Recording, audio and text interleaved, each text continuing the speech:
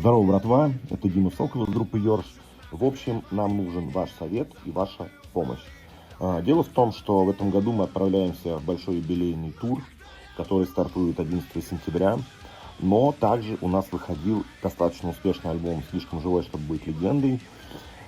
И вот в туре мы хотим сыграть, помимо всех основных, новых, главных, крутых, громких хитов и боевиков группы, в том числе песни с нового альбома. Более того, мы читали комментарии, что вы также их просили. Но суть в том, что у нас уже достаточно большая, крутая программа, и вот треки с нового альбома, к удивлению, слушают плюс-минус примерно одинаково.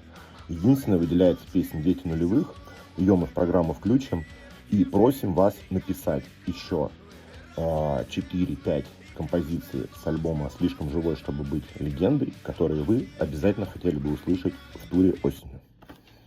Погнали!